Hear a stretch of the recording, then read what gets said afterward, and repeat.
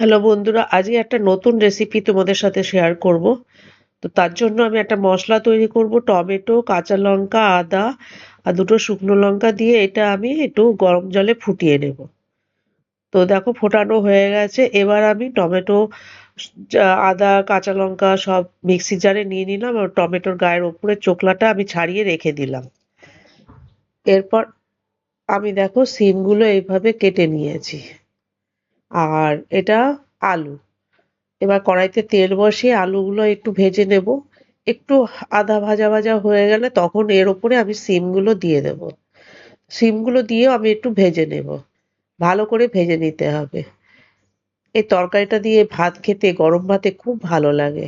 এবার নুন, হলুদ দিয়ে ভালো করে এই সিম আর আলুটা আমি ভেজে তুলে রেখে দেব। তো তুলে রেখে দিয়েছি। ওই তেলের মধ্যে আরেকটু তেল দিয়ে আমি একটু ফোড়ন দেব।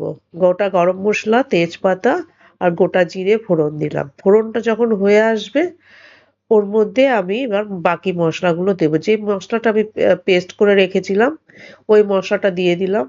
দিয়ে একটু নাড়াচাড়া করে মিক্সির ধোয়া জলটাও দিয়ে দিলাম। দিয়ে একটু মশলাটা কষিয়ে নেব। এবার যখন একটু হালকা কষানো হবে তখন ওর মধ্যে জিরের গুঁড়ো, ধনের গুঁড়ো, হলুদ গুঁড়ো, লঙ্কার গুঁড়ো দিলাম। দিয়ে এই মশলাটা বেশ ভালো করে কষাতে হবে, মানে যতক্ষণ না তোমার তেল ছেড়ে আসছে। নুন মিষ্টিও দিয়ে দিলাম।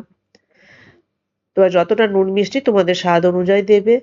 এবার দেখো মশলাটা ছেড়ে আসছে, তেলটা ছেড়ে আসছে পুরো মশলার গা থেকে। এবার টমেটো যে সেদ্ধ করেছিলাম ওই জলটাই আমি ব্যবহার করব। তো জলটা আমি দিয়ে দিলাম। জলটা ফুটে আসার সঙ্গে সঙ্গে আলু আর সিমগুলো দিয়ে ভালো করে মিশিয়ে নিয়ে আমি খানিকক্ষণ ঢাকা দিয়ে রাখবো।